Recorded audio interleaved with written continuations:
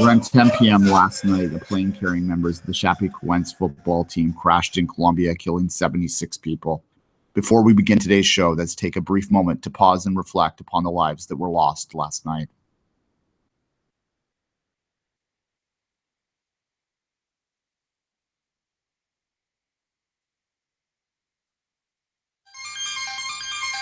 You are listening to SPN, the Sports Podcasting Network. And welcome to Soccer Today, and what is turned out to be a somber day in the world of football with the plane accident that we let off there in Colombia last night. Chapecoense going to the Copa Superamericana final for the first time in that club's history. Unfortunately, that will not happen now, although Nacional, the team they were playing, has asked that Knoble declare them the champions of that tournament, which is a small gesture, but a gesture that I think probably will be greatly appreciated by the people that support Chape. So, Kevin, we'll address this off the top. After that, we're going to bring Dave Martinez on from Empire Soccer to talk about the New York Cosmos stories and the evolution of that NASL story. But, Kevin, real life gets in the way of the sports sometimes, and certainly I'm a little numb to this morning. It was a terrible news. I was going to bed just as it was breaking. Yeah. I was up a little later than you probably, and so I got more of the story, and it was still unclear, and the details were coming in few and far between at 1 a.m., and we're starting to hear the death toll, basically, of the plane crash and how, decimated that team. 3 survivors now, apparently, from the 81 starting it. So it's a very somber day. It's a very somber day for the world of soccer, for just the world. Conditions of play, the flights in the mountains, condition of flights, in the mountains, never easy in Colombia. And it's just, I'm kind of like in a loss of word, Duane. Nobody should die on their way to work.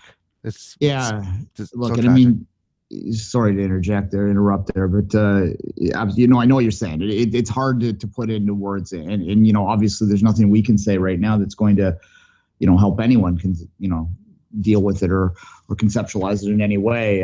We can only talk really about the sporting aspect of that and sort of honor this club a little bit for what they were. I mean, it's not a team that would have been a household name outside of Brazil and maybe even in Brazil in some cases up until the tragic events of last night. But if you don't know, it is a neat story in the sense that this was a very small club from a smallish city in Brazil. It's about 200,000. So, compared to the places that the traditional powers in Brazil were, this is not exactly the same thing. They've emerged up, obviously got into this competition, the Copa Sudamericana, which is the sort of the Europa League, for the lack of a better way to put it, of Knoble. So this is a club that has evolved a long way, and it's a very community-based club. As I said, a lot of these players have been with it over the past 4 years, where it has done one of those promotion kind of trips that sort of capture the imagination of most sports fans. I heard one Brazilian observer I was reading online this morning compared them to Leicester in terms of their ability to sort of capture success from lightning in a bottle, so to speak. And they're flying to you. There's some really sad tweets out there about how they're flying to make their dreams come true. And, the club president said they were flying to make their dreams come true, but that will not happen now that it ended today. Just sad news, terrible news. It's not the first time this sport, of course, has dealt with that. Yeah. It's not the first time sport has dealt with this, but it's never easy, Kevin. No, exactly. It reminds me of Lokomotiv, the team in Russia, the hockey team, a few years ago in the KHL, of course, United tragedy.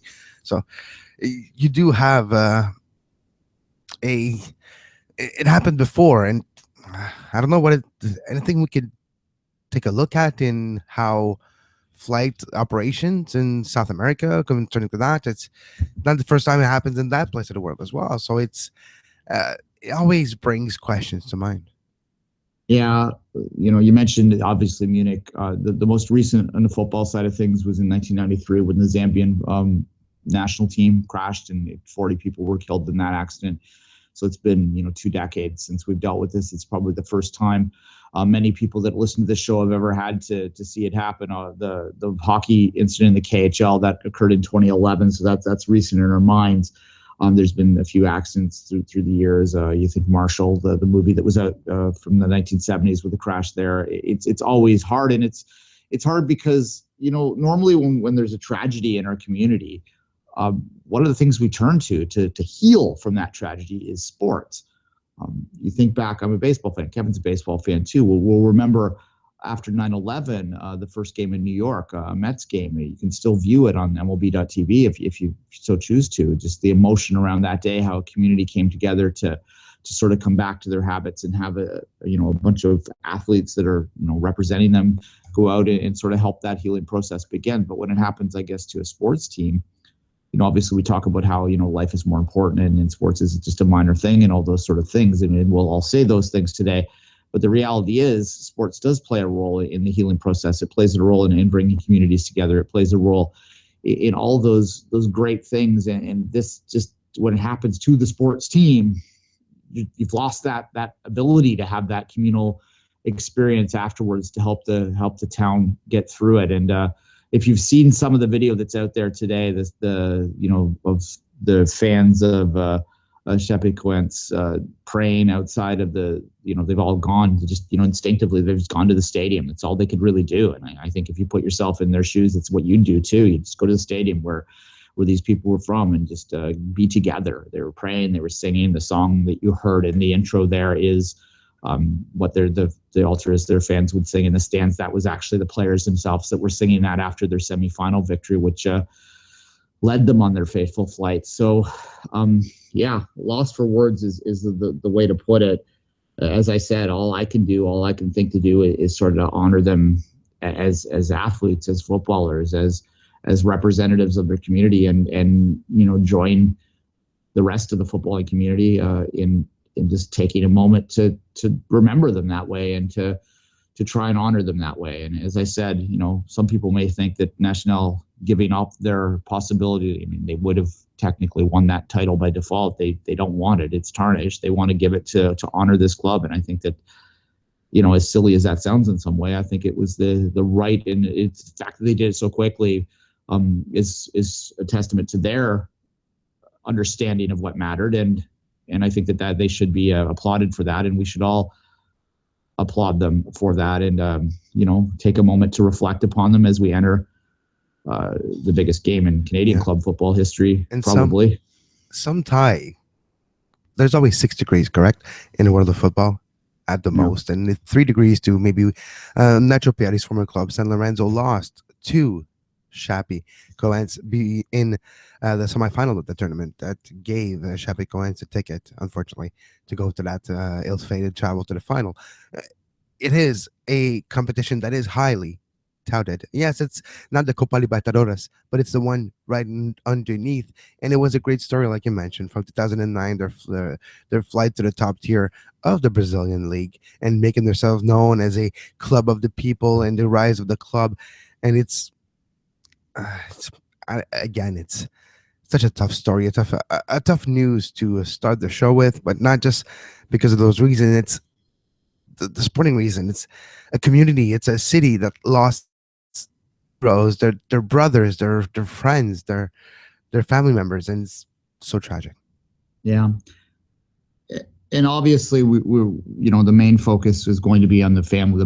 These are brothers, these are uncles, these are husbands, these are fathers that are gone from their family now, and that is the biggest tragedy of all. But as I said a moment ago, it is also a football club that has inspired a community that has been ripped from that community now. The badge will remain, and I'm sure that they will rebuild it. But as we've seen over the years, there is varying degrees of success in being able to recover from a tragedy like this. Obviously, Manchester United, back after the Munich disaster, managed to use it as, I don't mean use it in a negative sense, but they were able to recover from the tragedy that happened upon them to become one of the biggest clubs in the world.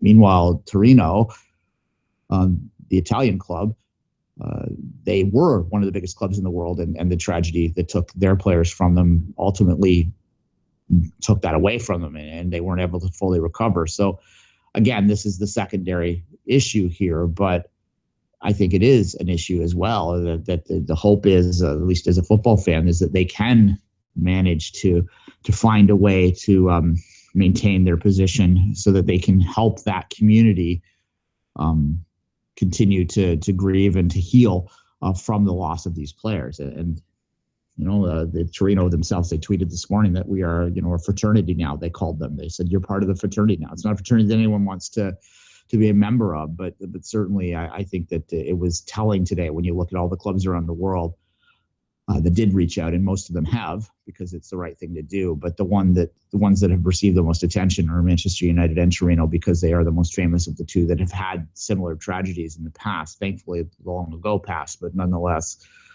these incidences will live on because unfortunately it's a sport that, because it's so widely played around the world in so many different places around the world, that for as much glory as there always will be a few tragedies that will stand out and will remain part of the history of the game. And hopefully, we will honor the memory of these players and of this club, and this club will continue on and hopefully allow, as I said, to play a part in the healing role for Duane, the fans. The risk of our beautiful game being played all around the world with competition that do travel big distances and having to plane fly, but it's the amount as well. There's always a risk, and the probabilities are a little higher in the world of soccer because of the amount of teams traveling all the time. You do have that unfortunate, that realistic vision that it's going to happen probably again, and there's almost nothing we can do about it outside of prevention, airplane security, the way that maintenance, and you feel like you're vulnerable and there's nothing you can do about it. And that's the toughest part, especially if you're a fan of Chapecoense. Yeah, look, if it's a stadium disaster, and we've had plenty of those, unfortunately, as well, you can react to it. You can make changes. You can institute safety measures in stadiums to protect the fans that have, protect future fans from suffering from what former fans have, right? With a plane crash, it's the nature of the sport. If you're traveling to competitions in different countries, as they were in this case, then there's just plane travel is par for the course. It has to happen, and all you can really do is ensure that they're traveling as safely as possible. And even if you do that, as we all know, the unfortunate reality of any type of travel is that there can be problems. And when you travel as much as the world of football does, the statistical reality is unfortunate, but it's true. It's bound to happen. And thankfully, this is the first one in over 20 years. And you hope that it will be at least that, if not longer, before another happens. But as I said, if you're going to travel this much, the world can't be bubble wrapped, and that's a sad reality. But we just have to honor the memory of the folks that suffered in this. And as I said, hopefully, I don't know how, and I will keep an eye out to see whether there are any initiatives out there to support the community, whether there's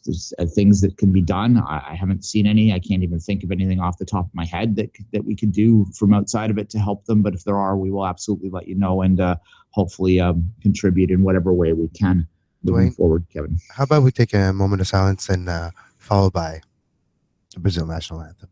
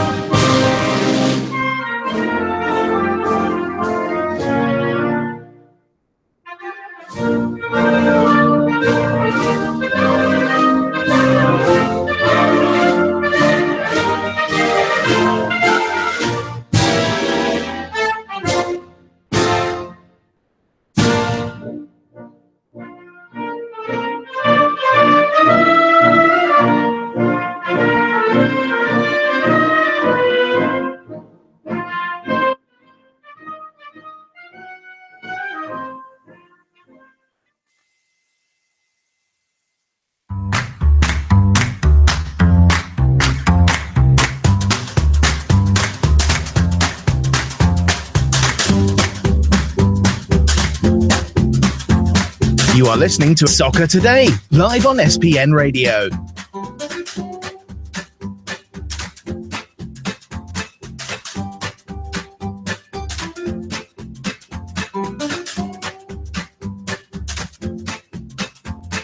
Visit sportspodcastingnetwork.com for more. It's with great pleasure that we are joined by Dave Martinez as an umpire of soccer. Dave, how are you doing today? I'm doing well. Driving in a bit of rain, but happy to be on board with you guys. How are you? All right, good, Dave. Thanks for taking some time, and we appreciate you bumping up to allow us to address the tragedy that, of course, has affected us all today in the world of football. But let's move forward and talk about your story, which appeared on Empire of Soccer yesterday, dealing with some of the problems that are happening with the New York Cosmos right now. And before we get into that, I did speak to a few players close to the situation yesterday who have backed up pretty much everything you said in this. So not that we were doubting your reporting before, but I wanted to add that a little bit as well. Just from your perspective, close to that team right now, Dave, express to me how much trouble they are in your mind right now. How likely is it that the Cosmos are going to survive this? Well, look, I mean, it really depends, I believe, on the state of the North American Soccer League. And it also depends on the enthusiasm of the ownership group, right? I mean, this team was on a 10-year trajectory. The original idea was for the New York Cosmos to lead a resurgence, almost an insurrection, through the USSF soccer pyramid, strengthening the NASL, bringing all ships, raising all ships together, and taking on the establishment. And that hasn't necessarily panned out the way that they'd hoped. Instead of that, they've gone 4 years continuously losing money at the gate. Their image in New York City, really, I mean, their viability in New York City has not been all that high. They've struggled to gain an audience, and year after year, attendance continues to dwindle. So the New York Cosmos are in a very precarious state, as is the league. Dave, from an outside perspective, it seems to me that the Cosmos position themselves, as you sort of said there a minute ago, as the anti-MLS team, as the anti-establishment team, and that's kind of the people that they attracted. I'm not going to say that everyone that supported that team was that, but a lot of them were. Is that proving itself to be kind of a fool's game for the NASL to position themselves that way, that as the anti-establishment, as the home of the disgruntled pro-rel believers? Is that a fool's game? Do you need to have a greater sort of integration with the rest of the pyramid to be successful? I think there has to be a greater integration, absolutely. And anytime you're going up against the establishment, it's difficult. I mean, look, for as much slack as the pro-rel crowd gets, let's be realistic here about what's going on with the American soccer pyramid. Everything is aligning behind Major League Soccer. In the charter for U.S. soccer, for the USSF, it basically expresses that the USSF body is there to protect the game as a whole and to grow the game as a whole. Now, that's very much a mission statement that can be interpreted many different ways. But the way that it's currently being done is that everything is lining up behind Major League Soccer because, let's face it, MLS has been the most successful domestic league in the history of the United States. So they want to prop up the first division as much as possible. The USL is getting in right behind them along with the PDL. And you're starting to see a full alignment in the pyramid, something that we have never seen before in American soccer. So to that extent, it is very healthy for the NASL to go against the establishment, against the grain, when all of this has already been established. It was always going to be a difficult task. And if you don't have the fans behind you, if you're not getting the attention, if you're not garnering the attendance, if you're not bringing in the kind of players that would be able to rival the MLS, of course it's going to be a fool's errand. Absolutely. I admire the fact that they decided to take such a strong stance back then, because I do believe that there's a place for the free market in the USSF pyramid. However, look at the way things are being stacked up, read the politics for what it is, and understand that Major League Soccer is the top of the mountain and everything's going to feed that. When you're looking at the next 8 days, Dave, they're going to be instrumental of the future of the teams and the league itself. What do you think is going to unfold, Dave? Well, look, from what every source I've had has told me over the past 2 months, I think USL is destined for D2. USSF does not want to have two D2 leagues. because it's a bad look for all of U.S. soccer, right? To have that kind of a strange dichotomy in competition, which D2 takes precedence over which D2. So I don't think that within the next coming week we'll see a shared D2 system, which there is actually an allowance within USSF rules for that, but that's not going to happen. What I would like to see is what the future of the NASL is. I mean, if the NASL is going to be a 7-team league next year at its bare bones, the worst case scenario, I see no reason to even have operations for that year. What would be the use of that kind of a competition? Instead of that, I would think that the NASL should take a step back, either cease operations entirely or take a step back and regroup and reassess where their place is in the pyramid. And in the Cosmos situation, we're talking about a very troubling time right now. 60-80% of the employee pool have been let go for now in the offseason. In the Cosmos, it is because of the brand and the fact that they aligned themselves against everybody when they first started this venture 5-6 years ago, if I'm not mistaken. Was that instrumental in, quote-unquote, their downfall, if downfall it is, that adversarial, we'll take over, we're going to do New York right type of attitude? Was it what was inherently wrong with the idea? Well, sure. I mean, again, it's a high-risk, high-reward proposition, and the high reward never happened. On top of that, look, you have to be, I think that's something that the Cosmos miscalculated when they first came into the market. New York City has more entertainment options than you can count on your fingers and toes. I mean, whether it be sports, entertainment, Broadway, the competition for dollars is very, very real in this market.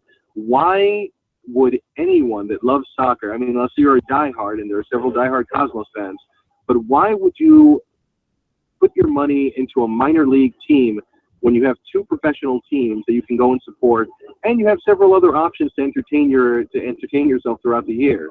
The Cosmos being in D2 absolutely hurt them. The way that the NASL has been adversarial to Major League Soccer, though, again, I understand why they did it. I do understand it, but that was definitely a part of their downfall because they know friends. Think about it this way. When USL was created, when USL rebounded, became, again, aligned with Major League Soccer and everything else, their place in the board of directors of US Soccer was almost instant. The NASL has never had a table at the head of the board of directors of US Soccer. That tells you all you need to know. They've always been the outlier. They've always been the, I hate to use the term, redheaded stepchild, if it's a nice one that we use here. It's always been that group that has gone against the grain, and that made them no friends. And right now, when they do need friends, it's going to be hard to mend those fences for sure. One suggestion I have seen, Dave, is that the NASL may now be willing to work with the USL to try and create some form of merger. That came out last night. It does seem far-fetched in many ways when you consider the history, but can you see any way that those fences can be mended and that there can be a scenario in which not only the clubs but the fans that have chosen to support these clubs will feel comfortable in a USL structure? I think a lot of the clubs are already preparing for it. I mean, there are several clubs that I know of that I'm trying to confirm fully, but there are several clubs that I've already heard have begun to reduce their budgets and get in line with a more USL-friendly model. With the NASL, it's very simple. I mean, they're told that they can spend what they want to their own groups. Don't worry about it. USL is a little bit of a different beast. So there are several teams already hedging their bets, supporting NASL, but hedging their bets for a USL move, and I don't blame them for that. But not every team will be able to make that USL move as successfully as other. I could see, for instance, Jacksonville making the move to USL a bit more successfully than I would the New York Cosmos. I think the Cosmos, with their history with MLS, with the connections that they've had, and with their direct opposition, really the way that the Cosmos operate in the D2 level is directly in opposition to what the USL is all about. So put all those structures into place and take all those equations together, and I could see certain teams like the Cosmos having a very difficult time integrating. And let's be honest here, the reason I didn't really run with that report, I have not heard about a merger, but the reason I didn't run that report off of that tweet is because of the way it's worded. Really, is it really a merger? Are you really merging the NASL with USL, or are you being taken over? I mean, those are two separately different things, and USL has been very aggressive and their push to get new franchises on board into their model, whether it be NASL teams or teams at the bottom of the pyramid, in particular the MPSL. They've been very aggressive about expanding their footprint nationwide.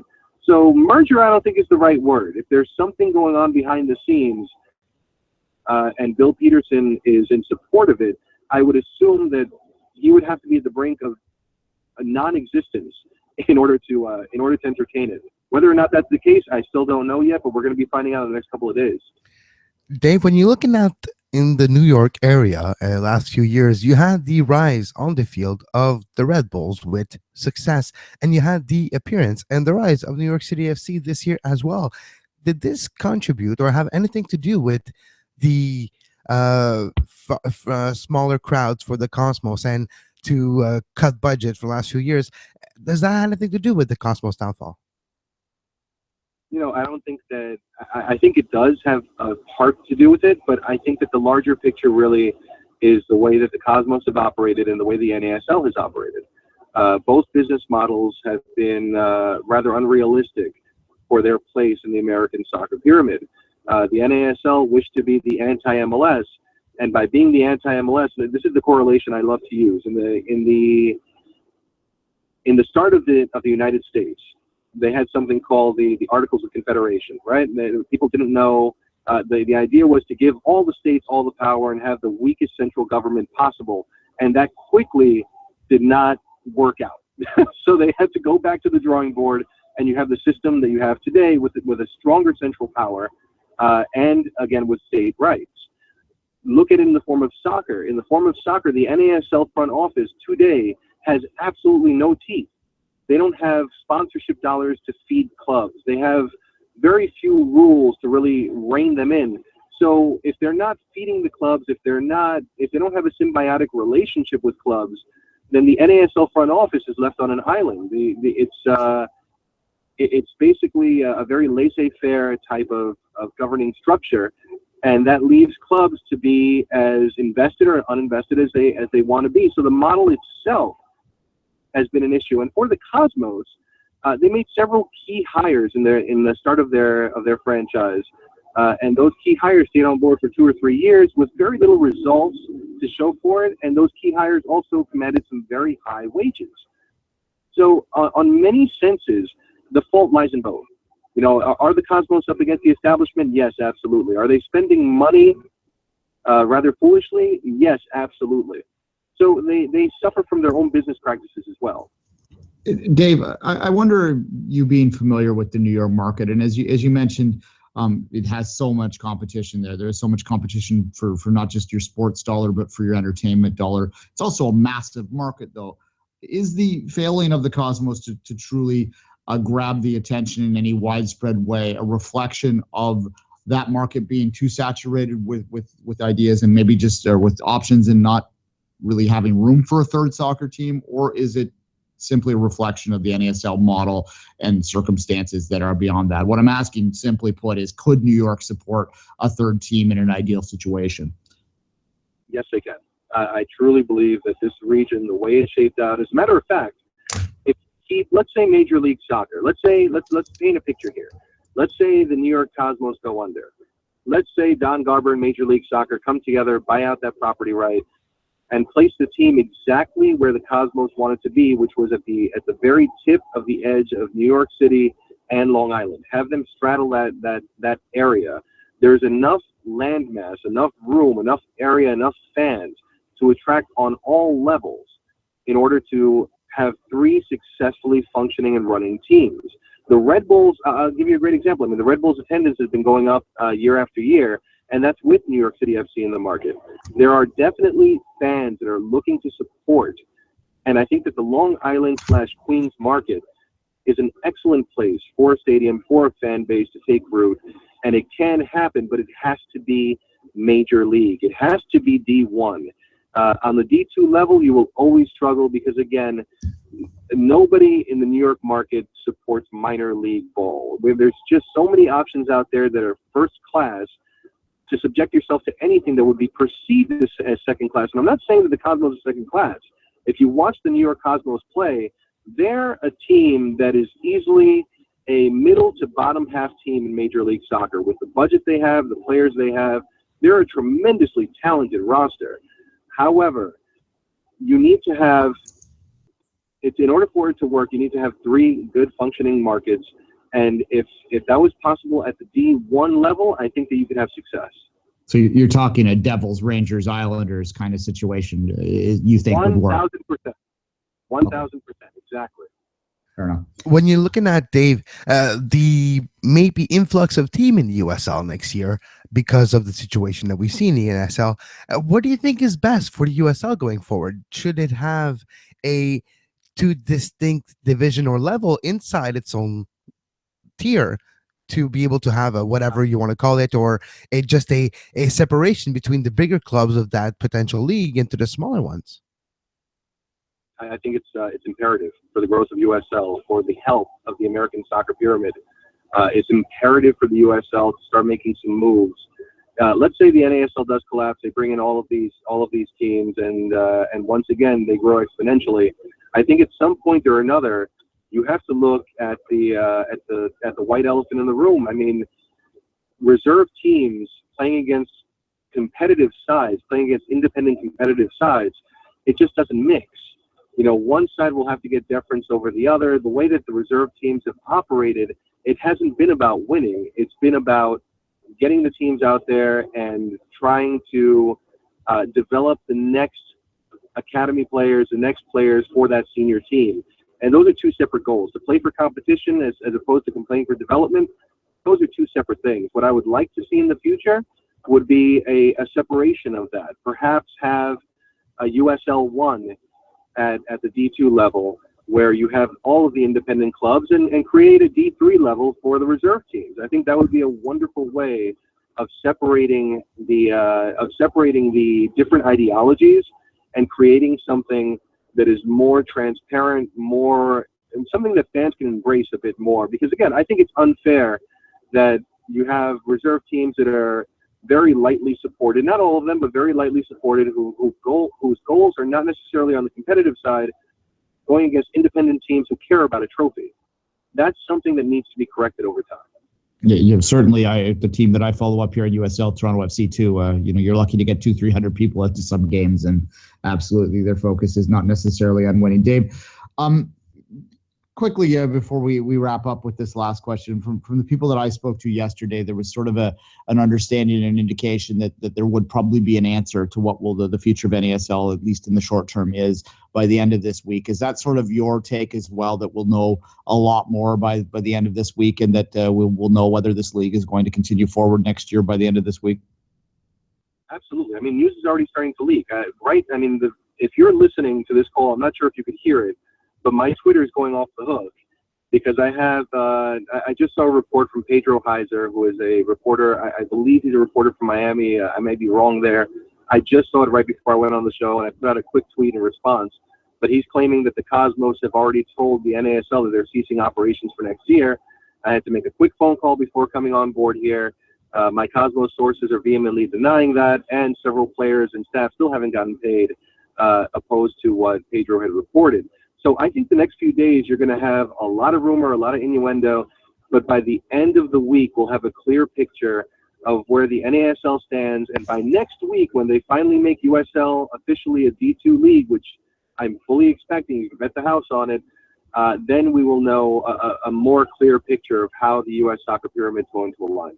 I think we all hope, for the sake of the fans of those clubs and for the players on those clubs, that there is some kind of resolution that allows these clubs to continue playing at some level at any rate. Dave, we do thank you for your time. Appreciate you being accommodating today, and we might touch base as this story continues to evolve. Sounds good, buddy. Thank you so much. Take care.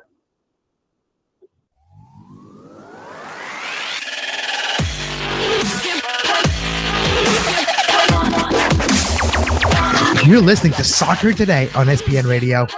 You can find the on-demand version of this very show on iTunes, Stitcher, Feedburner, Podbay Player, Podbean, anywhere you get your podcasts under the Sports Podcasting Network feed. Subscribe to our YouTube page to make sure you never miss a live show talking about soccer today, the MLS postgame show, Open Lines After Dark, 5 rings daily during the Olympics, make sure you subscribe and give us a follow on Twitter at SportsPodNet and like our Facebook page, facebook.com/Sports Podcasting Network.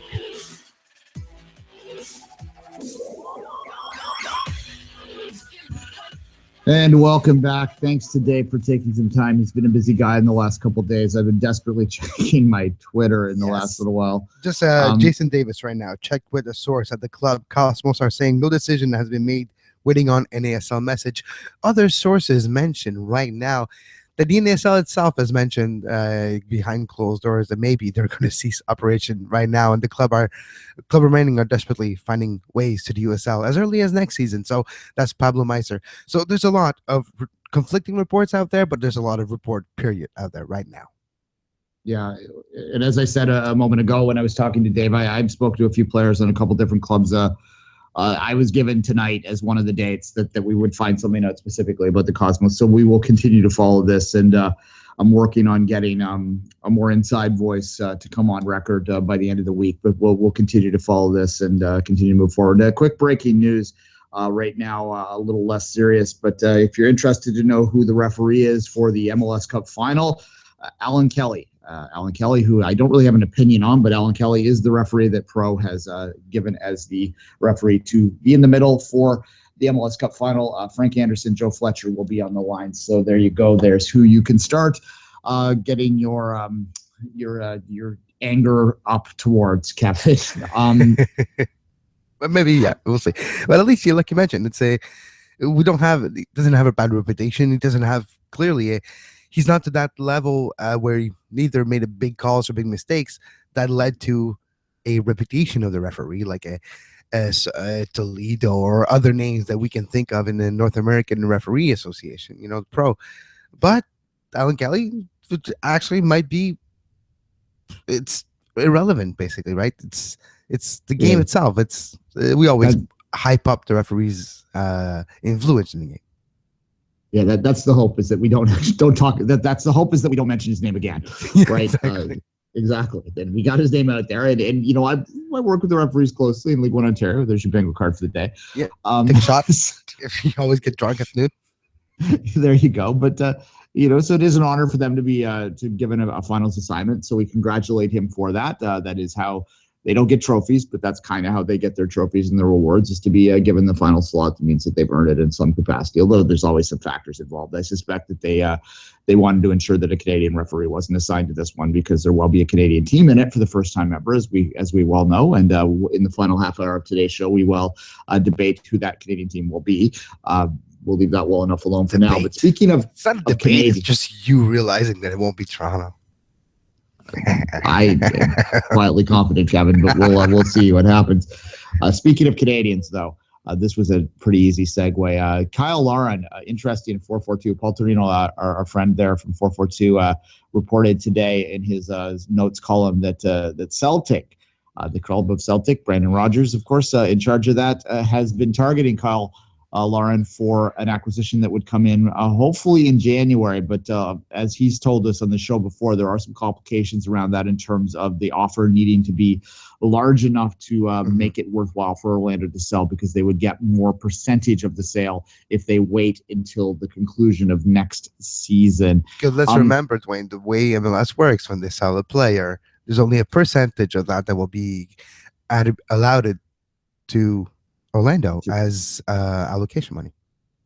Exactly. Yeah. It's funny too. If you don't know, we always make fun. We call the grass at BMO Field the Maurice Adu Memorial Grass Field. That's a bit of a joke. He's not actually dead. But it's because when you make a sale above a certain amount, they cap the amount of allocation you can spend on players, because MLS is a bit silly that way.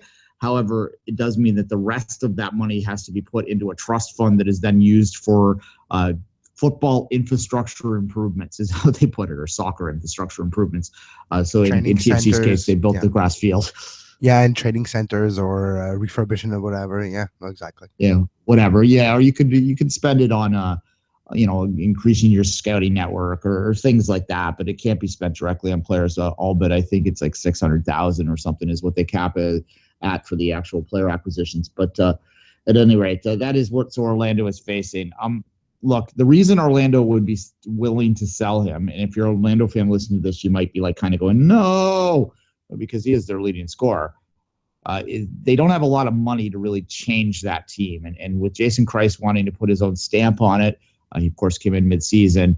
He likes to play that diamond, and they don't really have the players to do it. He's going to need to bring in some players. And allocation, of course, it's gold. It is, Garber bucks are gold in this league. You can use them to buy players from overseas, or just as importantly, you can use them to buy MLS players from other MLS teams in the form of a trade. So that is something that they may be interested in. Lauren is undoubtedly their biggest asset. No one's coming in to buy Kaká at this stage of his career, right? So it's really Lauren as a young prospect that could get them the most of that, which is why they might be willing to sacrifice some of his goals to improve a few other positions on that team. But Kevin, let's talk about the other side of it. We being up in Canada, this is of interest to us. When I first saw this report, my initial reaction to it was, that's good. I like that. And I like that a lot. And I'll tell you why. I know it's the Scottish Premier League, and we'd all like to see Lauren at a higher league overall. I happen to think the Scottish Premier League at the top is about equal to MLS. I know other people might disagree with me there, but it would be kind of a sideways move skill-wise. But in terms of optics, for a Canadian to play at a club as well supported as Celtic, I think would be very significant and something we haven't seen. I'm trying to think off the top of my head. Maybe when Stalterio was at Spurs might be the last time you could have a player playing at as high profile, and I'm not including the ones that chose not to represent Canada. Owen. But that would be the highest profile player that I could think of playing at that level. And Jonathan as well would fit the not representing Canada front. Well, Besiktas, Thibaut with Besiktas would be almost the same level as well. Yeah, in terms of that part of the world, yeah. Because we don't think of Besiktas that high level, but Champions League team every year, basically. Top 3 team, if not one of the best team in Turkey right now with Fenerbahce and Galatasaray, especially as a supported team. But Besiktas is way up there. Yeah, well, Besiktas is absolutely traditionally the third team of Turkey. The Turkish league is a very strong league. There's no doubt. But in terms of common understanding, like, I'm pretty sure that if I talk to, maybe not my mother, because my mother's never really cared that much, but my father probably knows who Celtic is. You know what I mean? Like, it's a club that everyone knows, that has a great history, that has a ton of fans that are English speaking and would be, not that I'm dismissing Turkish speaking people, but in terms of the media here and the attention it would get, I think that it would have a certain level of impact that maybe a Turkish transfer won't. There has been some links before. I mean, in terms of where we want Lauren to go, I think it's interesting. We were talking to Kristen the last time we had him on, Henage, and he sort of suggested, I believe it was him anyway, that he suggested that the English league might be a good fit for him just because of his physicality and the way he plays, that he might be a good striker at that level. And I think that that's the other side of this too, is if he's playing for Celtic, which is, if you're going to play in Scotland, you might as well play for Celtic, he'd be visible, right? Like, he might be visible to those English teams. He's playing for Rogers, who's a guy that has contacts all through England. It's his window shop. It's his window shopping. He's in the big window, and now it might have even a bigger buyer going after him if he can perform at Celtic. And the thing is, like you mentioned, it's a league where the play could be similar to what Major League Soccer could be. So he's not going to be totally all out of marks on the field. No, he's going to find his marking, hopefully, and be able to be effective quickly if that move happens on the pitch and if you become a big player at a club like Celtic and you show attributes and athleticism and he will be better tactically with that move. But if he shows what he can do to other big clubs, you never know who might be calling after that. Somebody from Spain, somebody from England, big club from France or Italy. It could be the window that gives them a big club in Europe.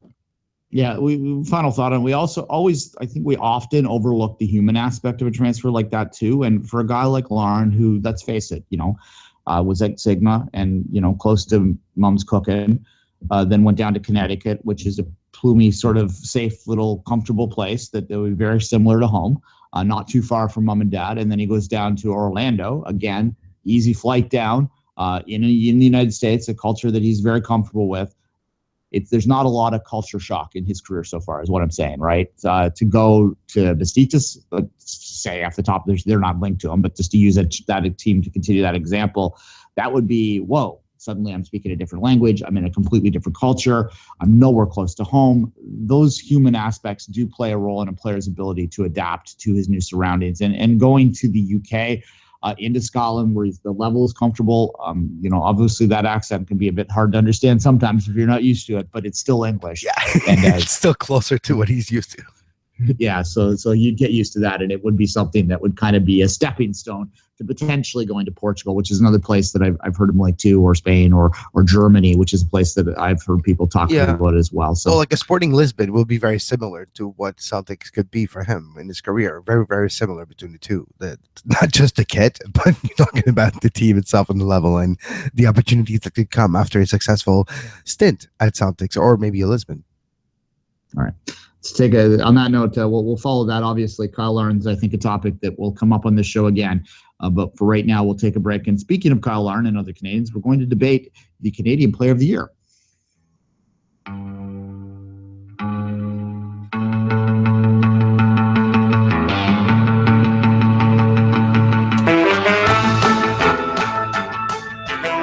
The bits and bytes on Soccer Today.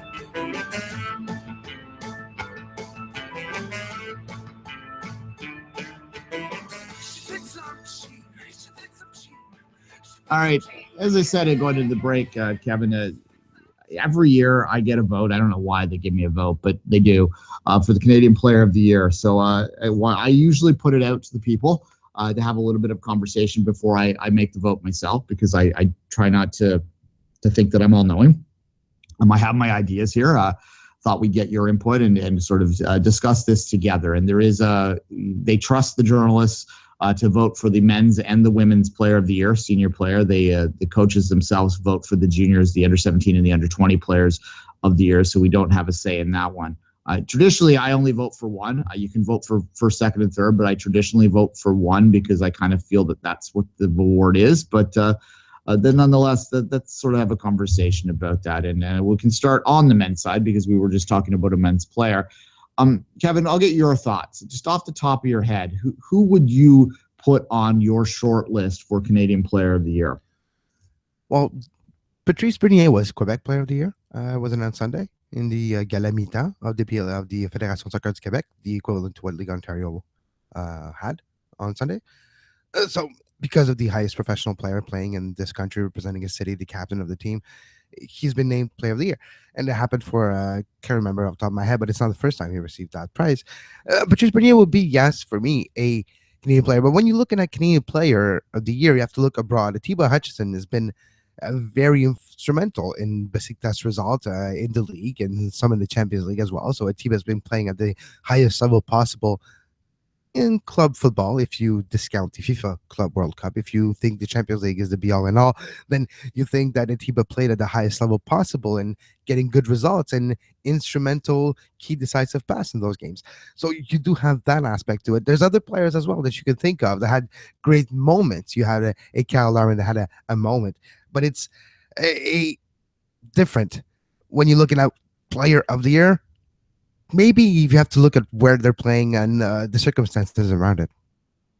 Yeah, look, the debate always comes down to how much you put for national team play and how much you put for club play. And I think most voters, it does go out to a lot of journalists, most voters tend to lean more on the national team, particularly on the women's side. And we'll get to that in a minute, where it's almost entirely on national team play.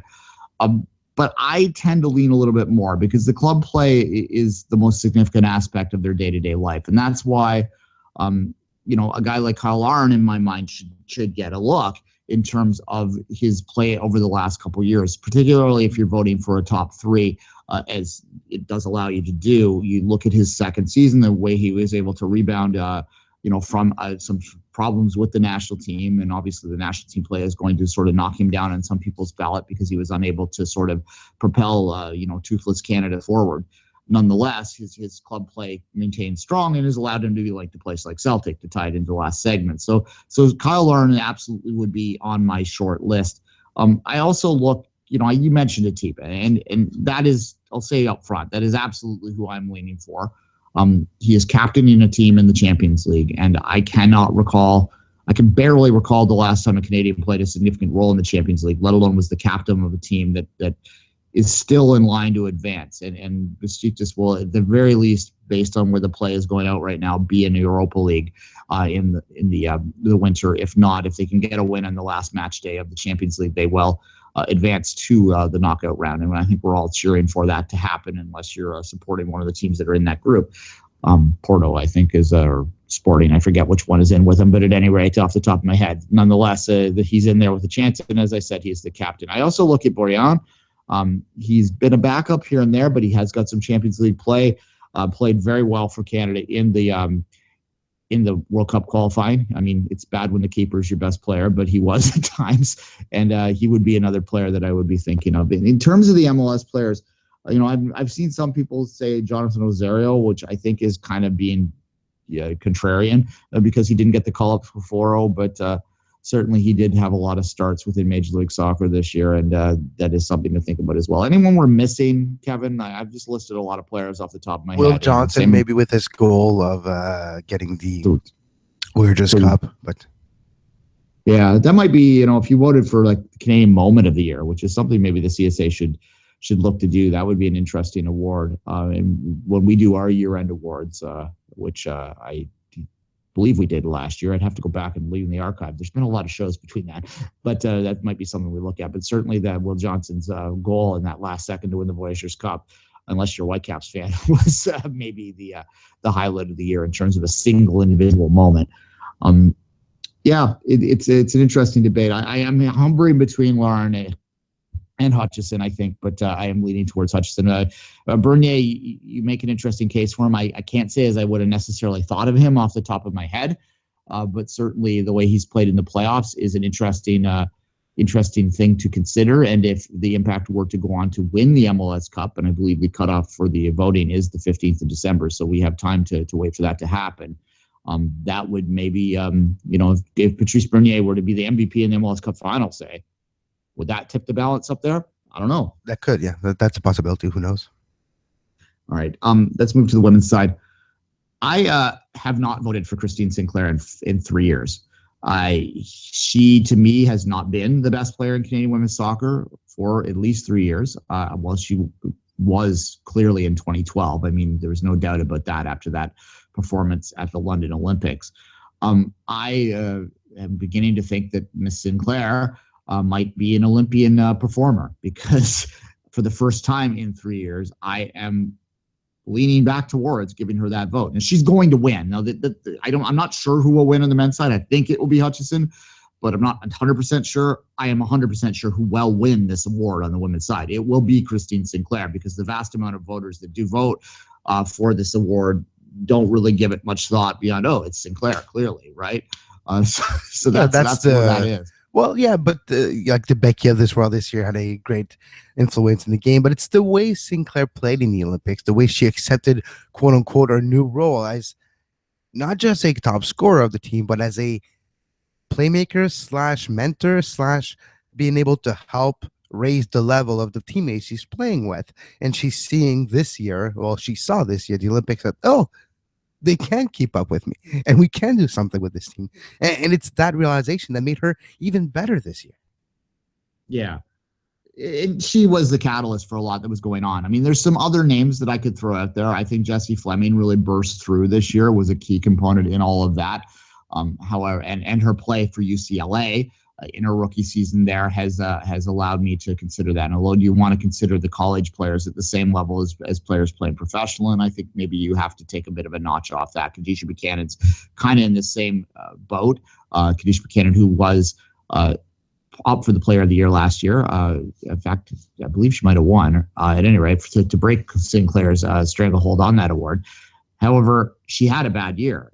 Buchanan, to me, outside of her NCAA play, and she's still involved in that, has not necessarily stood up to the same standards that she set for herself the year before. We talked about Janine Becky. Certainly she broke through at the Olympics and had a great tournament. I think if you look at a player like Melissa Tancredi, has almost a Lifetime Achievement Award because of her play in the Olympics and her ability to sort of surprise us all.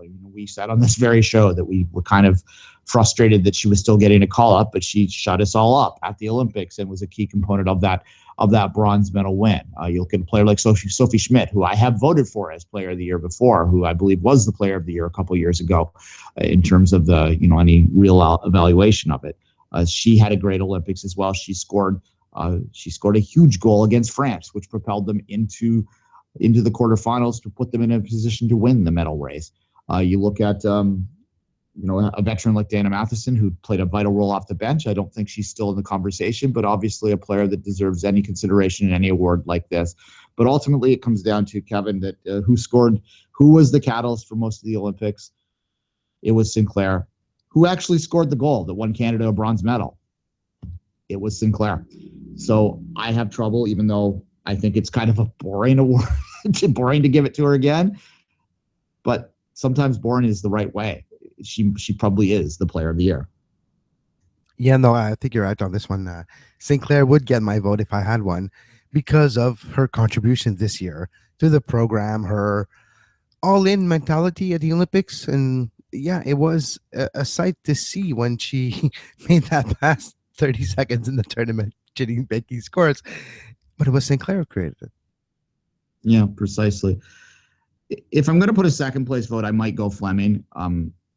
Simply because her emergence at the Olympics, she did really that 1 year growth between the World Cup and the Olympic year, I think was incredibly significant for Fleming. And this is a player that I believe is going to have several Player of the Year awards in her future. But I just think at this last time that the old Lioness has one more in her at least. And, for the sake of Canadian soccer, it's great that we can have a bit of a debate now, but certainly you have to tip your hat and just sort of, give her that look again. She won the Canadian Athlete of the Year in the last time that she was at the Olympics. We all know that's not going to happen this time because there was another a female Olympian from Canada that's going to win that one. I think they might as well have just handed it to her at the Olympics. But Sinclair is every bit the superstar that she's always been, and she surprised us all in Rio. And hey, another bronze medal back-to-back. It's hard to believe that happened this year. It was a bright spot in what's otherwise been kind of a weird year overall in the world. But the soccer in Canada has had some bright spots, and that makes it worthwhile. No, exactly. So I think we figured out both our Canadian Player of the Year, Duane. Atiba and Christine Sinclair. All right. We have 2 minutes left in this block. Real quickly, we didn't really follow up on the NASL stuff. Yeah. We've talked about it a lot, but any different thoughts today after that interview, Kevin? Well, it's not looking good. If you're an ASL fan, if you're a soccer fan, you might have a more streamlined way to follow your teams heading into next year. It depends. There's going to be a lot of ramification to it. Are the teams like Edmonton going to have 1 year of not existing before the CPL, or if they want to be in that project, not necessarily been the most cooperative so far, you do have a lot of issues. What's going to happen to the ownership of the NASL? How would there be compensation on that side? We know that different owners like Tom Fast in Edmonton and others. What's going to happen to the project of the San Francisco Deltas? They're just walking in the room that's on fire. Are they going to walk out and just like, oh, that never happened? Or are they going to help extinguish the fire? It's a lot of questions heading into tonight and the next few days.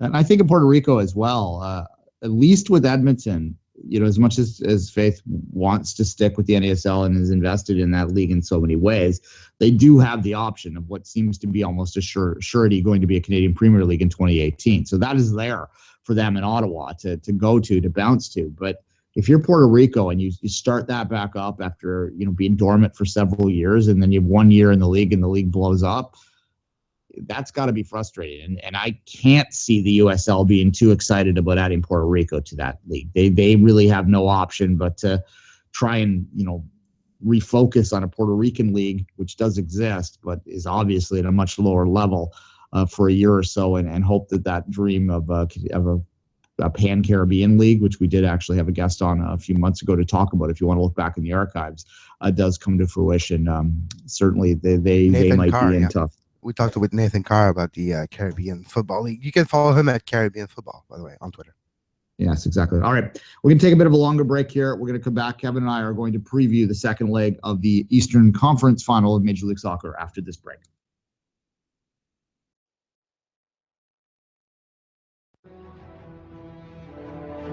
هناك لشوارشتايجر.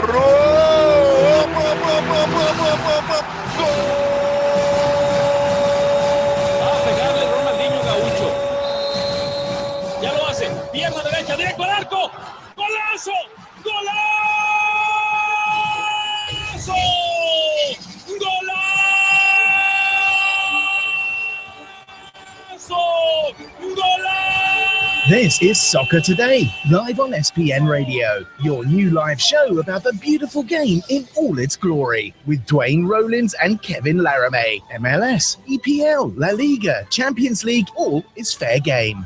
Powered by the Sports Podcasting Network. Visit us at sportspodcastingnetwork.com.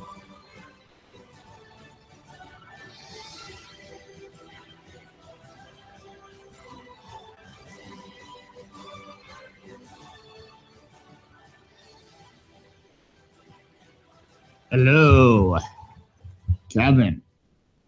Yes. It's here. It's here. It's Wednesday night, the second leg. Who's going to play against Seattle in the MLS Cup final? Will Montreal keep their advantage of 3-2, or will Toronto find a way to get that away goal in contention? It is the question. Yes. Toronto, of course, with 2 away goals at Olympic Stadium late in that first leg. We've reviewed this game already. If you want to listen back in the archives, we're going to look forward today. Kevin, with the format that I set up for this is basically that I would interview you for the first 15 minutes, and you're going to explain to me why the Impact will be that team that will advance to the final. And then after that, we'll take a quick break. We'll come back, and Kevin will kind of interview me, and I will take the Toronto side. So we'll sort of have a debate on either sides of this. I think that the first place I'm going to go with this is I'm going to look kind of at tactics. And most people that I've listened to in the lead up to this game, Kevin, kind of believe that the Impact will maintain the same kind of shape, the same sort of format, the same sort of approach that they used at the home leg. That over the last year or so, when we watched the Impact on these two-legged ties, they don't really change their approach home to away very much, and they've had a good deal of success on the road because of that. They're set up as a team that plays on the counter, that likes to absorb and use that speed that they have and that creativity that they have out wide and to get forward. Is there any reason to think that will change in this second leg? 4-6-2 on the road this season, for 4-7-2 on the road this season for the Montreal Impact, and one of the best in the league on the road. They have been able, like you mentioned, to absorb pressure when it has to be absorbed and get that opportunity, and Piatti gets a goal. Then you follow up with another goal or with a big defensive stop, and you do see those results that they have on the road, and especially big places that were hard to win before. BMO Field, Orlando City, New York or Red Bull Arena. Those places Montreal got results in, and it does bring a certain amount of confidence, especially in the playoff, RFK Stadium, and they have one at Red Bull Arena too. So that being said, they do have to continue to keep that bunker down attitude where you know you're going to get 1 or 2 chances off the counter, especially if Toronto goes back with a 3-man back line. You do have some space for a Damaduro, for a Nacho Piatti to exploit. Nacho Piatti, Duane, was not necessarily the most instrumental or influential player in the first leg, probably due to the marking that he was being done on him by Toronto. But when you're looking at Montreal, the shape, the way they're going to move forward has to be the same. You don't necessarily break your shape to force the play going forward. You will find that space when a Damaduro or somebody else gets behind a defender. The one thing I will ask you is, if you look at that game in the first leg, it was all Montreal, of course. They, as some people have said, they punched Toronto in the face. It looked like it was a repeat of last year, but then there was an adjustment made. Particularly, Toronto dropped Will Johnson back to sort of sit on top to help Bradley out, give him some more support. They moved Ricketts up top to play beside Josie Altidore and moved Javenko into kind of a false 9-10 role. That provided more space, and the Impact just weren't able to sort of adjust to that tactical change that the TFC made. If TFC lines up that way, Kevin, do you think that the 9 days they've had to prepare for this will allow them to better deal with that kind of lineup with more protection from TFC so that they're not getting Kit so much wide and sort of allowing Javinko in the more deeper creative role? Do you think that they can handle that? Maybe they can, but it's still when you have a player like a Dominic Gaudreau who can take advantage of a bad bounce of the ball on either the grass or on somebody's ankle because the pass was not correct and it bounced a little bit off, and Gaudreau was the first guy to it, and with this space he's created that opportunity. I do not necessarily feel that the adjustments of Toronto could do, because they did contain Montreal when they had to in that game. Yes, the score was 3-0 and then 3-2. But those 3 goals happened with moments of brilliance, with counter and those moments. It wasn't a constant pressure by Montreal that created those goals. So what Toronto did defensively was not that bad when you think about it. And when you have Montreal, the way they create goals is you go with the flow and you take advantage of the situation during the game. So it's a little bit hard to predict or prevent. So when you do have those things happening, it's all going to be how the ball bounces. It's the cliche, but sometimes that's how Montreal has their chances, and they have been able to take advantage of it. And it was the case at the Big O last Tuesday.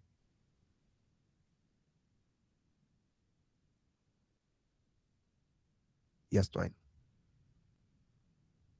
I apologize. It was pretty early, clear early on in that game against at the Big O that the Impact had played on that surface before. That the Impact had played on that is a very difficult surface. We're not making excuses here in Toronto. I'm just stating facts. Clearly, they had the advantage going into that. The second leg will be played on grass. Grass that just had a football game on it on Sunday, a football game that went to overtime. Yay! On Sunday as well. There's also, I'm looking at the weather report right now, Kevin. It's going to be fairly mild, particularly for the time of year. Day before December, it's going to be +9 out there with a slight wind chill of +7. Feels like with 39 kilometers per hour wind gusts and a 70% chance of rain. Do you think that there's any advantage in that second leg if there's a little bit of rain there? Does that slow it down for Montreal? Is there a disadvantage at play there, or do you think that the outside BMO field elements are kind of going to be an even play for both sides? I think it'll be even for both sides. I think the quality of the pitch will be under question with the Grey Cup. We'll see how the picture we've seen yesterday, it's not that bad, to be honest. So we'll see what it looks like on Wednesday night. But it might be a factor, but we're looking at now the long-term prediction between 8 and 11 degrees, maybe a little bit of rain, but not too bad. Not what we usually see for a Two Solitudes derby, which is 3-4 degrees and rain that turns into maybe snow. That would be the ultimate Canadian derby, I guess. But no, I don't think it'll be a factor because Montreal has been training outside this weekend, especially last week at the Caserne des Tourneaux in very bad weather to get acclimatized or to maybe get the apprehension of a certain player that are used to it, getting used to it. So when the day comes, it's not a surprise, it's not a total out of nowhere experience. So I don't think it's going to be necessarily a factor because it's going to be the case for both teams. All right. We only have 1 or 2 more times that we're going to have to talk about this gentleman, but you do have to talk about him in a lead up to a game. There is some conversation about Drogba being injured, right? Or not injured, sick right now, some flu or something. Who knows? What do you think Drogba's role is going to be? Do you believe that, does he have another start in him? Are they going to surprise everyone and put him out there? Or is it still a 10-minute off the bench? No, Mankos is going to start, Duane. Mankos is starting that game. You might have the chance of seeing him in the last 10 minutes of the game, 5 minutes of the game, depending on the score, depending on what you need. When Montreal brought him in last Tuesday in the game, he did have a moment or two where he had an opportunity. But as a whole, he didn't necessarily bring enough to Montreal that it would get maybe a 4th goal that would have made this game tomorrow night very different. So does Drogba... he's probably motivated. He sees that his career, or his Montreal career, that's for sure, because it's been announced that he's going to leave the club. For his Montreal career, he might have 2 games left. In those 2 games, maybe 20, 30 minutes, I would say, at the top combined. So I expect Drogba for a 15, 20 minutes, maybe maximum on Wednesday night. And a cup final, well, you kind of have to play Drogba in a cup final. We all know how he performs when the cup is about to be lifted. Is there something to the idea that Montreal has played all of these 2-leg ties over the past 2 seasons? Is there an advantage there? Or by this point of the playoffs, can we kind of write that off?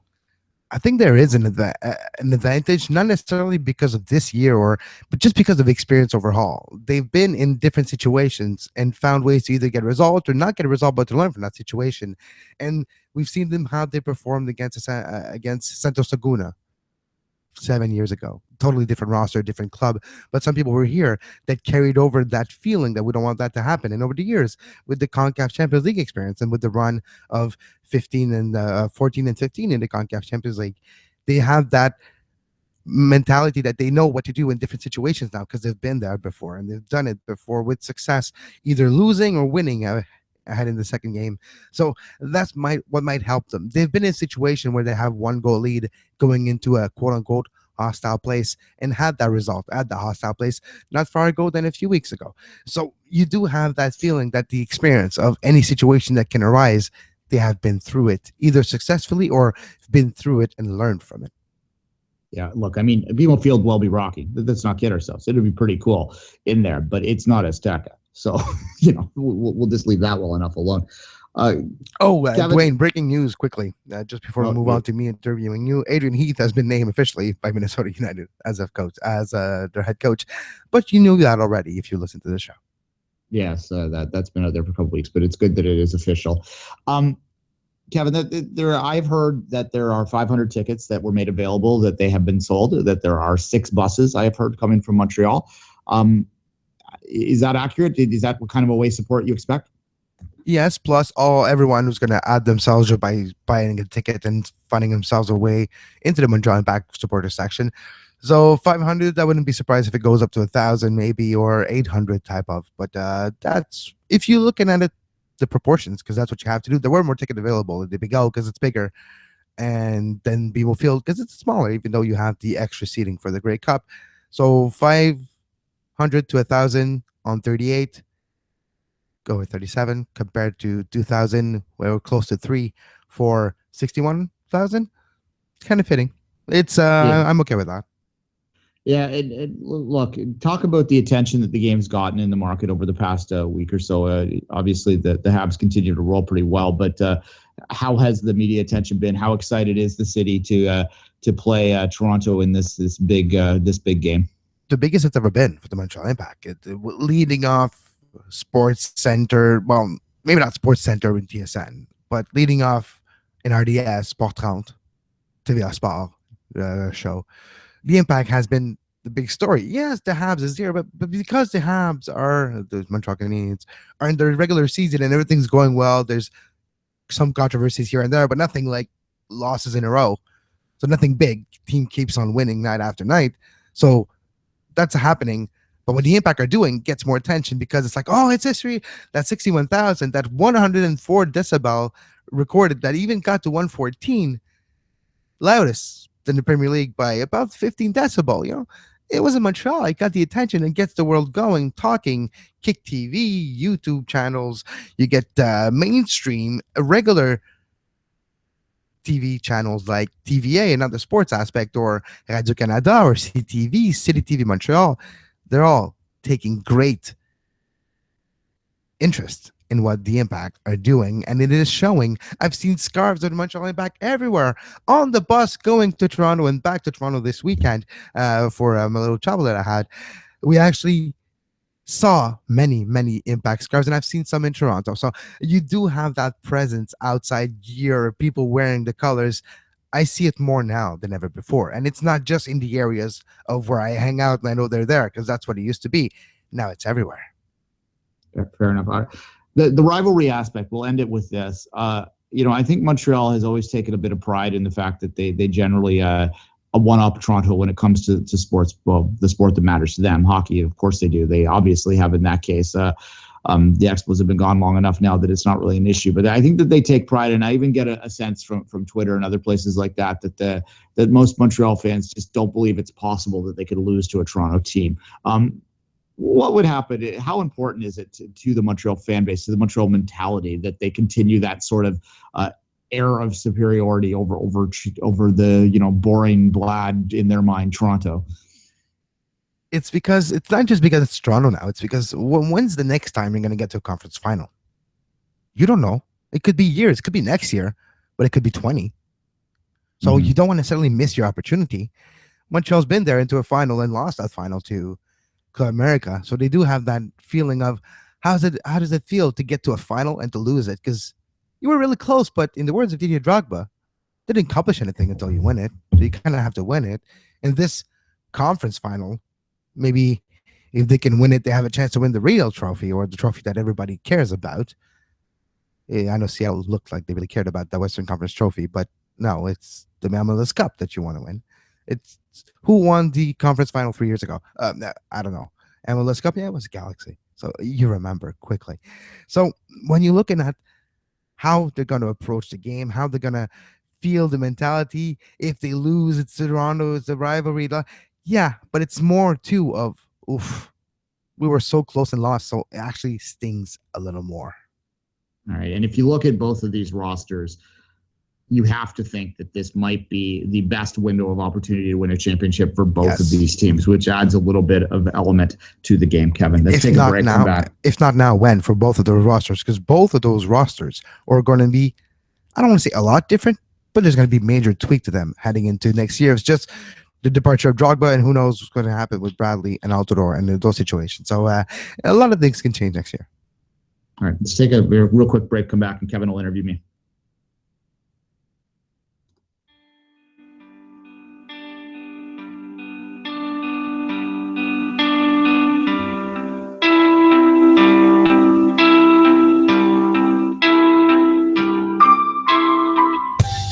You are listening to SPN Radio, powered by the Sports Podcasting Network. Visit sportspodcastingnetwork.com for more. Now, for Toronto FC, Duane, they haven't. Well, one thing they haven't necessarily did a lot in the playoff until now is trailing, is going into a home and away series with not the advantage heading into home. How are they going to manage this home game against the Impact where they have to score a goal? Yeah, absolutely. And look, if this were 2 years ago, even last year, I would be far more concerned about that because there is undoubtedly a history amongst Toronto FC of not really reacting to adversity all that well. In fact, I heard an interview yesterday. You can listen to it on Extra Time Radio if you wish, with Justin Morrow, where he talked about halftime at the game in Montreal. The TFC, of course, trailing 2-0 at that point. They went on to allow a third goal, which wasn't a very good goal, and that may end up biting them in their ass. There's no doubt about that. But nonetheless, he said that at halftime, and he'd been around for 3 years with TFC, so he's been fairly around for quite a long time. He said in the past years that he'd been in Toronto, there would have been screaming and yelling and things being thrown in the dressing room when they went in for halftime, but that it was actually quite calm within the Toronto dressing room when in Montreal, that they just came in and you know, the Vandy spoke to the players very briefly, said that, look, we can't allow this to continue. We have to make some adjustments. You know, we've got 2,000 fans out there that traveled 5 hours to come see you. We can't disappoint them. You know, they played all those cards. And by and large, though, what the point he was making most importantly was that they reacted in a veteran way. So all I can say to it is that, yes, it is concerning to be down as much as the away goals are nice.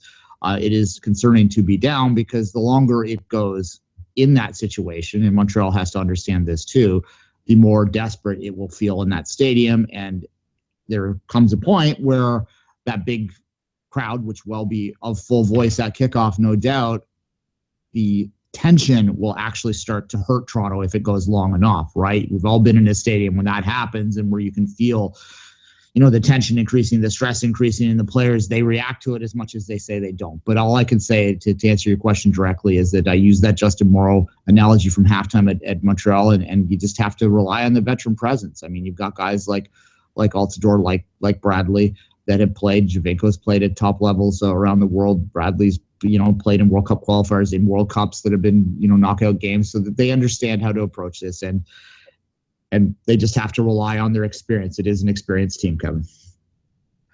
When you're looking at tactically this game, Toronto were caught on multiple occasions last Tuesday on a counter by Montreal, specifically because of the space that were created with their three-man backline. When one of them goes forward to help the midfield, you do have only two covering the whole space, and that's what happened a few times.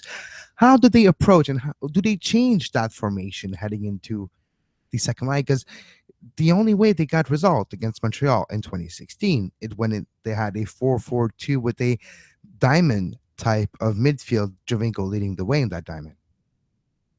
I think that the 3-man back line and the 5-man midfield that they've been using for the first quite successful. There's no doubt about that, particularly against NYCFC. I do believe they're going to have to make a tweak, and I believe that the tweak that they will make will be the one that they made, as I said, in the first half of this preview, in the last 30 minutes of the game in Montreal, which allowed them to score the 2 goals. And the question will be whether they go all in on that and put Ricketts in to start, or whether they leave Ricketts on the bench to be that impact sub. I do think, however, you will see 2 defensive midfielders protecting the back line in this game, allowing to allow a little bit more cover there, basically, because they got killed in the counter. You can watch the first 2 goals over and over again, and they weren't pretty from a Toronto FC perspective. They got pulled out of position, they lost their shape, and they got killed on the break. And if you don't address that, then you're being silly. It doesn't matter where you're playing it. You could be playing on the moon, and you could still get opened up. But when Johnson came in, he provides that grit, that sort of glue that I think allows Toronto to be more comfortable playing against a team that plays the style that Montreal does. And if they can do that, I think that might allow them to start the game with Armando Cooper, started up front to add that creativity playing behind the line. And then if they do need a goal late, then they do have Ricketts on the bench. And that's why I do think that they will start with Ricketts on the bench, because they really don't have a weapon that they can throw in if they're desperate, if they start him. And I think you kind of need to have that weapon on there. I do think that this game will be still up for grabs. This tie will still be up for grabs in the 80th minute. Whether that means Toronto's holding on to a lead or whether that means Montreal's holding on to a lead, I don't know. But I do think it's not going to be a blowout either way. So I think you want to make sure that you have an ace in your sleeve that you can throw out there. And Ricketts has proven to be quite effective in these playoffs as a super sub. And that's why I believe that you will see that minor adjustment with Johnson starting, but not the full out adjustment with Johnson and Ricketts starting like we saw in the last 30 minutes. Yeah, no, that's a good point. Heading into the second leg, Toronto has 1 goal deficient. You mentioned, do we go all in or at the end? Should Toronto trying to get that goal earlier in that game to the risk of exposing themselves to a counterattack by Montreal, or should they still be wary of, well, if Montreal gets 1, now we have to score 2. And if we allow a second, now we're truly in trouble because we need to score 3. You're screwed if they allow a second, but yeah. Kevin, I believe that it's important to get an early goal for the tension reasons that I mentioned earlier, but you're absolutely right. From a pure psychological perspective, I don't think it would be ideal, to say the least, for them to allow 1 early. I think that the approach Toronto needs to take in this game is that if they score 2, they win. That's not necessarily the case, of course, but I believe it to be, probably 95% of the scenarios the realistic scenarios you can play out in your mind in which Toronto scores 2 goals in the game tomorrow night will probably result in Toronto winning the tie. So if they approach the game that way, knowing that they have 90 minutes to score 2 goals, I think that puts a little less pressure on it. And you're not necessarily desperate to get 1 in the first 5 minutes. Obviously, that would calm the nerves down a hell of a lot. It would calm the crowd down immensely, and that I think would be nice for the fans. But regardless of that, I think that you just have to approach it in that 1-0 will win it for them. I don't think you can rely on that. Certainly, if you score 2, you can. Then gives you the opportunity to allow 1 if you need to, and still win that tie. And that's the approach I take: is that you have 90 minutes to score 2. You don't have to rush it. It's not like, had they not gotten those 2 goals at the late of that game, I mean, we'd be having a very different conversation, obviously. Yeah, because they would have to go all in. Yeah, they would be needing a goal quickly to get the confidence. But had they even if it was 3-1 heading into this leg, I would have said that, yeah, they needed a goal in the first 15 minutes or so to have a chance. But now that it really is a 60-40 Montreal advantage as opposed to a 90-10 Montreal advantage, just find the first goal. If that takes 40 minutes, it takes 40 minutes. If it takes 80 minutes, it's going to get stressful in there. But you have to look at it that way as well. That if if it's 0-0 in the 80th minute, well, it was pretty late in that Philly game the first leg against New York before they scored as well. So you've proven in the playoffs that you can last that out. And I think that they have to rely on that confidence that they have from getting that result against New York in the first leg to be able to just stay patient and stay in the game plan if things don't go their way early. If Toronto doesn't score that goal and doesn't make it to the MLS Cup, will the season still be considered a success? Well, is the window of success opportunity now or never? Will the supporters accept a loss in the conference final? Yeah, they will. I mean, they'll not be happy that night, as you wouldn't expect them to be. But there won't be anger. There'll be disappointment, but there won't be anger. I think making a conference final, by any metric you use, has to be considered relatively successful. It's not ultimately successful, of course, because there can only be one team out of the 20 each year that can lift that. Won the Voyageurs Cup, they get to play in the Champions League next year. That is something that they can hold on to. They, hosted their first playoff games. I mean, this is a team that did not have a lot of success, as we all know, over 10 years. And that they had the fans that sort of stuck with them. They kind of dipped down for a couple of years around 2010, 2012, 2013, but they came back when they got a little bit of hope, and they proved it in these playoffs and this run that the passion is still there. They've revitalized the franchise. But that said, amongst the informed fans, there will be a feeling of loss because, as I said at the end of the last segment, there is a finality about this for both of these teams. Clearly, I think Montreal, they're losing Drogba, but I think that they've adjusted them in the second half of the season that they might be able to be okay next year as well.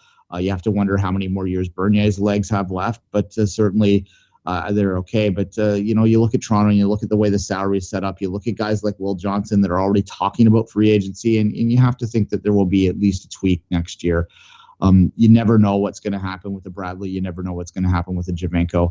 It's entirely possible that if they were to lose tomorrow night, that will be the last game that those three play together. You also have to look at, as you said before, that you never know when you're going to get back, and you certainly never know when you're going to get back this healthy. And that's the other thing that would make that particularly frustrating if Toronto doesn't get this done, is because they are perfectly healthy in the playoffs. And it is so rare that happens, that everything is lined up.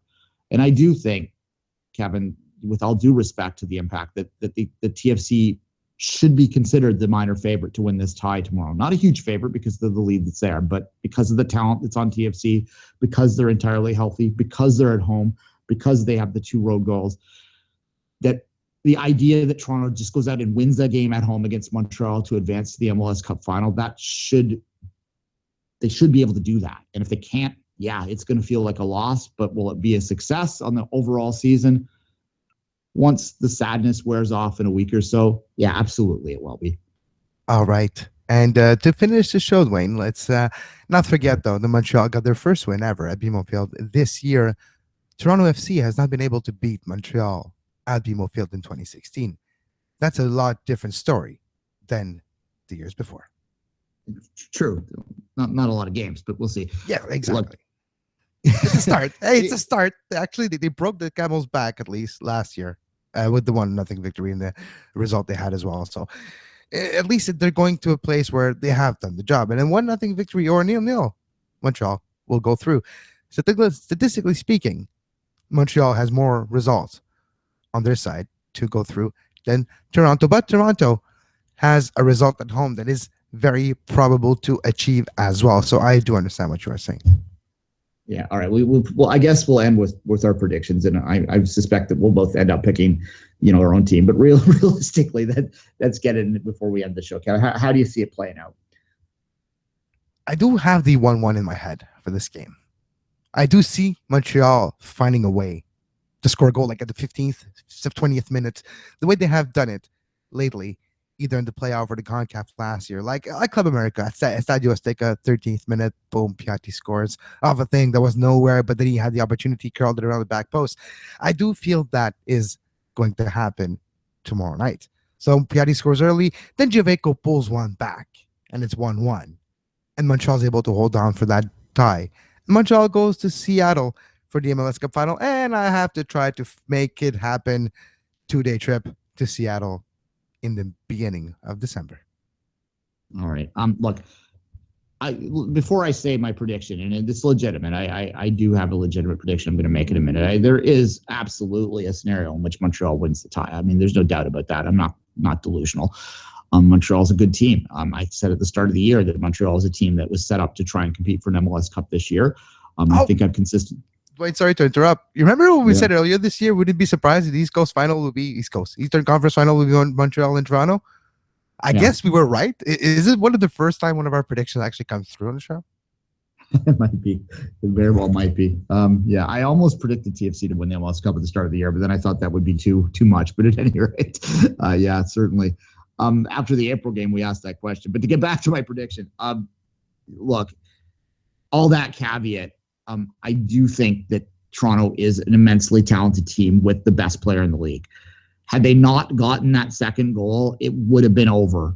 When they write the story of this season, if Toronto goes on to win the championship, I think you might end up writing the story that Michael Bradley won the title with that second goal again in Montreal, that unexpected 5-minute stretch not only saved the season, but propelled them forward. And I do think that Toronto has enough to get past a very good Montreal team, but I think it's going to be, I'm going to get 3-1 as my score, but the third goal will be in stoppage time at the end with Montreal throwing everything forward, thus exposing them. So that's my prediction, a 3-1 Toronto victory with the third goal coming basically against an empty net as Montreal throws everything forward. But as I said, there is 20% out there, or 30% or 40% even that we'll see Montreal do. And it would probably be, if Montreal wins this, I would go with the 1-1 as well. That they would probably get that kind of scenario out there, Kevin. Yep, exactly. So it makes sense. So until not tomorrow, not Thursday because of travel issue, Friday live show. Until then, Duane, you can listen to Off the Woodworks post-game show tomorrow night with commentaries from both teams, both coaches after the game.